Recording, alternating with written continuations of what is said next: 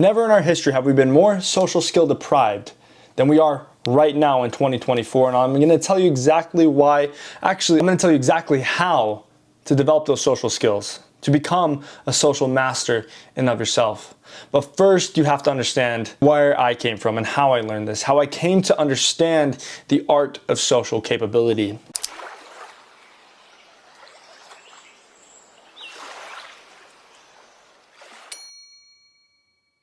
I think a lot of us get really hung up on this idea of, I'm an introvert, I'm an extrovert. Forget about all of that. Forget about the concept of introvert and extrovert, right? Forget about these walls we place around ourselves. Forget about the boxes we put ourselves in and just live. All right, that concept is something that really, it binds you. The idea that you have limitations binds you. You are the master of your mind. Don't allow it to be controlled by the thoughts and the ideas of other people, even if they are true. Did you know, and I'm going to start by saying this real quick, did you know that speaking vocally to yourself convinces the logical thinking side of your brain, the analytical thinking side of your brain, that what you just said is true, whether it is true or not? You can physically, you can completely rewire your brain by speaking into existence falsehoods. Same thing like if I say that I suck. If I say I'm an introvert. I'm not good at communicating. My mind's internalizing currently what I just heard for myself, and it is truly being convinced that what I said is nothing more than fact. Whether I like it or not, we are the authors of our souls, we're the authors of our mind and of our capabilities. And everything that you suffer with in your life is completely due to you. You've caused it. You've caused all of your suffering. When I was young, I thought I was pretty social. I had an idea of what the ultimate person would be, what this popular person would be, and that's exactly what I strive for every single day. I went based off of what the movies showed, the bad boy idea, right? How the bad boys are the people who actually get the girls. Those are the people who actually win in the end. It's the bad boys, right? That's exactly what I strive to be, all through elementary. And that bad boy concept, that bad boy idea really got me far. It got me so far, in fact, that I had kids telling me by the time we were in middle school, dang, you were so popular in elementary. What changed? By the time I got into junior high, I had already brought myself so much stagnation. I was stagnant in growth. I had already gotten to a position where I thought I was going to be the most successful. By the time I got into junior high or middle school, we call it junior high here in Utah, but by the time I got into middle school, I was not at all that person. I saw that there were people who were way up above me. See, I went to, for Utah standards, probably one of the worst schools. I mean, a lot of kids were coming from poverty. A lot of kids were coming from divorced families. I had probably the best family in that school, and to this day, I would even say I had one of the best families, period. But in junior high, I started to recognize all these other kids where they had a lot more money where they came from. They had a lot more influence amongst their friends. They came from bigger schools, and therefore they had to be even bigger to compete. Because we're similar to dogs in that sense. We're like pack animals. Somebody's got to be the alpha, right? And it sounds so cheesy, but somebody has to be the alpha. So all throughout junior high, I submitted to the idea that I was smaller than a lot of the people, and because of that, I created that reality for myself. I started to become a lot more scared of the things that I was saying. Because of this behavior, because of this mindset change that happened all seemingly out of nowhere, by the time I was in high school, I recognized exactly who I was compared to everybody else, and I wanted to be 100% different. I wanted to be respected. I wanted to be loved. I wanted to have friends and connections in many capacities. So I started to tell myself every single day from that point on that I want to be the most socially capable person in the school, and I got to work. I started with my own friend group. You know, I had to start with my own friend group. I accepted dares. I became the most daring person out of the same concept of just trying to be the top. I wanted to be that person that everybody came to and said, hey, I dare you to do this. I wanted to be the person that would do it.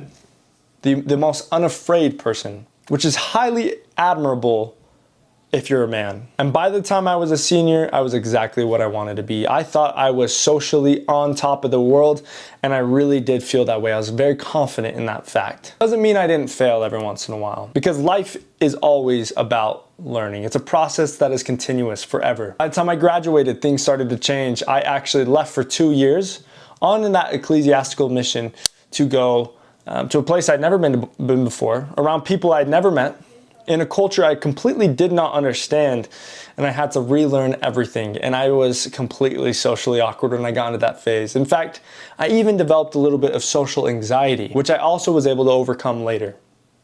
How did I overcome these things? A change in mindset, once more. Telling myself, I need to be the best. So how did I practice? How did I get there? And this is exactly what I want to teach you guys. It is so simple. It is so easy, and you can do it right now to change yourself by the end of this week to become 50% more social. I guarantee it. I treated every interaction as a social learning process. Some of you guys are like, oh, I sit in my room all day. Well, I mean, number one, that's probably part of your problem. Number two, it doesn't mean you aren't interacting with people at the gas station.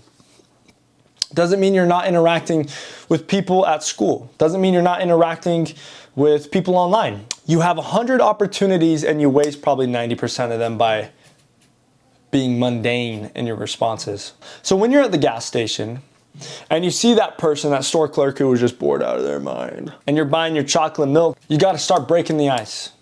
Make the interaction fun. Start with an arsenal of phrases, of social interactions. Some ideas, some good icebreakers, like, how's your day going, man? Has it been busy today? Oh, you get off pretty soon? Oh, nice, nice. And then also saying things like jokes. Don't be afraid to say things that are awkward. Oh my goodness, please, don't be afraid to say things that are awkward. I think one of the best things I ever did for myself was actually I got into sales, where you have to talk to every single person if you want to make money. And you have to pitch hundreds of people every day. I was pitching like 500 people a day. You've got to pitch everybody, every single individual that walks in those doors.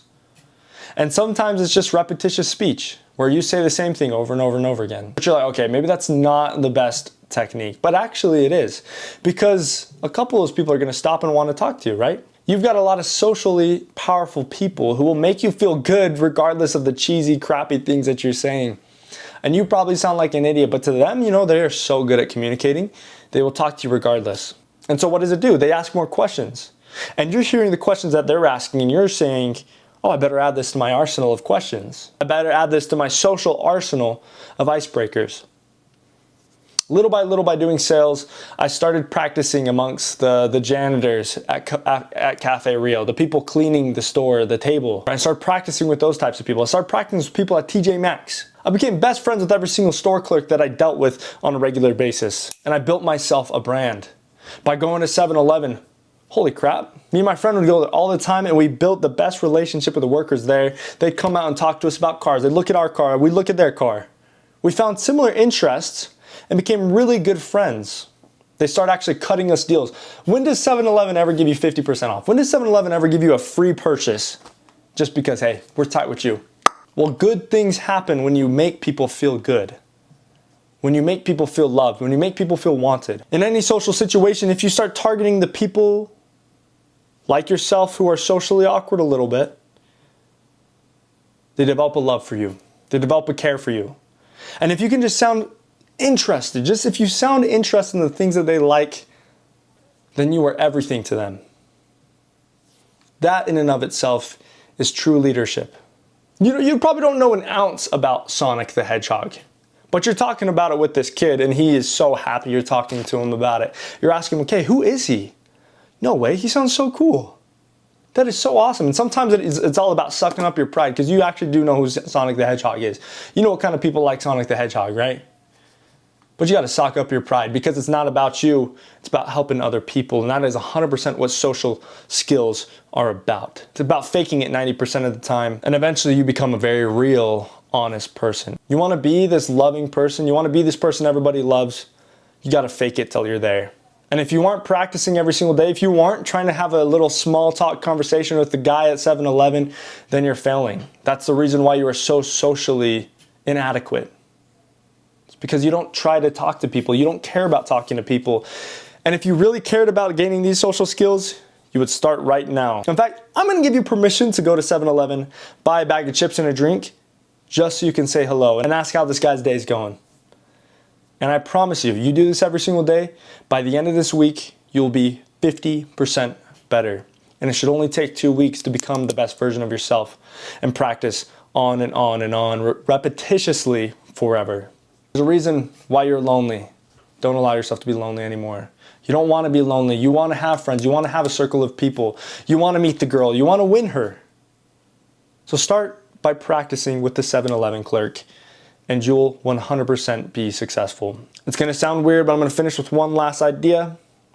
It's not necessarily about talking to everybody. It's about flirting with everybody. As sus as that sounds, and I can't believe I just used that phrase. As sus as that sounds, flirt with everybody, and you will be 100% successful.